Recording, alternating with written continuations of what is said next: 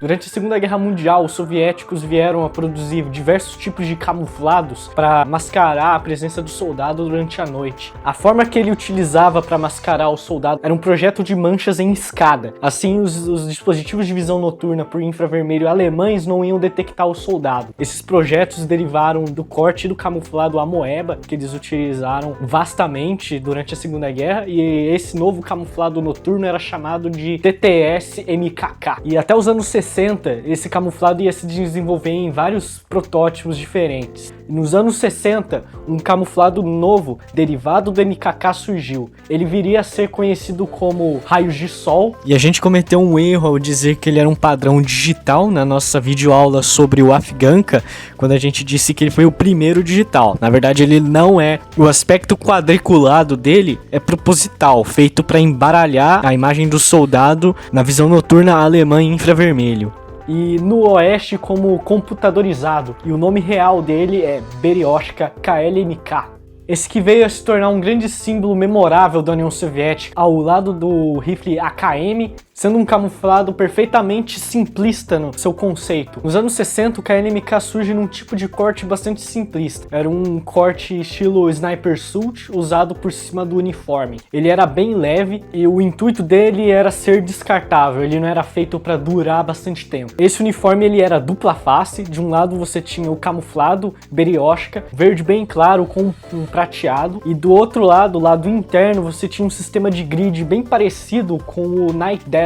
A função dos lados é que o lado verde era para ser usado durante o dia e o lado de dentro durante a noite. Esse tipo de masking suit chamado KLMK, ele foi distribuído amplamente dentro do exército soviético. Só que conforme o tempo passou, outras versões desse camuflado começaram a aparecer. Durante a Guerra Afegã-Soviética, o KZS foi bastante presente, que existiam várias versões do KZS, com camuflados diferentes, alguns mais amarelados, outros mais prateados. Há quem diga que isso é falta de controle de qualidade, e há outros que dizem que esses camuflados são para diversos biomas. Isso é um tema recorrente nos camuflados russos. Ele é amplamente chamado de saco de batata pela sua aparência. A ideia é que ele fosse mais leve e menos durável do que o KLMK. E sendo mais leve, ele era muito mais confortável de se usar, e o sistema de tecido em que ele era feito ajudava a camuflagem do uniforme durante a noite. Isso é bem interessante. E ao mesmo tempo que o KZS aparecia, outros tipos de uniformes com camuflado Berioshka apareciam, como por exemplo o Mubata, o camuflado Berioshka Sunrays. Esses outros uniformes mais clássicos e mais duráveis, produzidos no camuflado Berioshka, eles foram extensivamente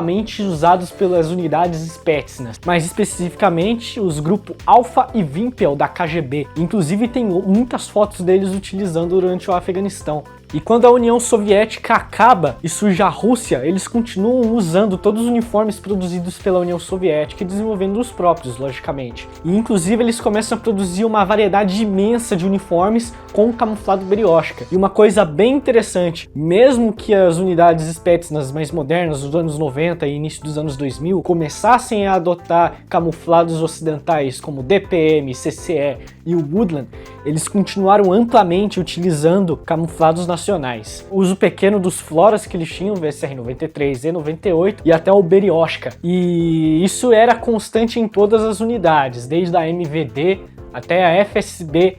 E aí vem uma questão bem interessante. Do meu ponto de vista, isso é uma questão de saudosismo com as unidades especiais da União Soviética. Não é uma questão de ideologia, isso é uma questão de respeito com os militares daquela época.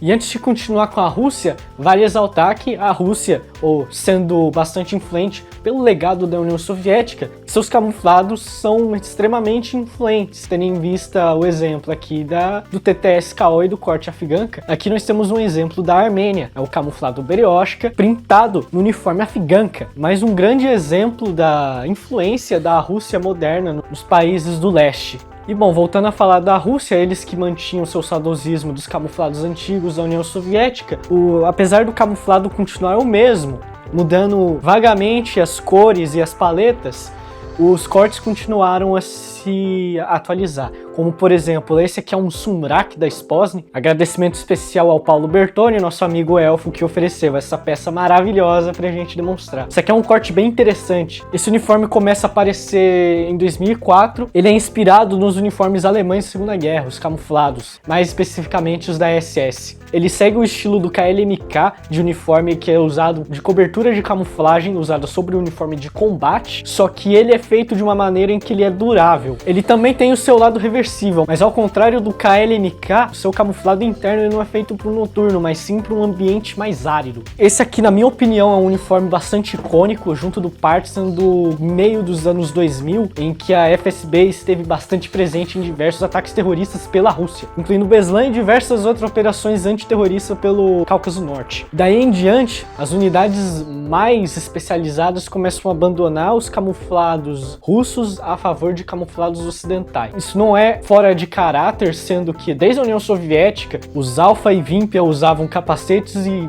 equipamentos suíços. Durante os anos 90 até o meio de 2000, eles usavam camuflados ocidentais, Woodland, CCE, DPM. E agora eles estão usando ATACMS e Multicam. E inclusive eu acho que isso é uma forma deles se distanciarem do estigma das operações falhas deles em Moscou e Beslan. E bom, nos dias atuais esse camuflado não parou de ser usado, ele pode ser comprado comercialmente, em compra privada pelo soldado para uso. Há diversas fotos de unidades de polícia menores em áreas rurais utilizando ele, e também membros do exército, mais especificamente o 45º VDV usou bastante isso aqui, e tem algumas unidades que ainda usam. Bom, esse foi o vídeo, galera, espero que vocês tenham gostado. A história do camuflado mais icônico da União Soviética e o seu uso na Rússia moderna. Bom, se vocês gostaram, deixa um like, se inscreva se não está inscrito. Falou!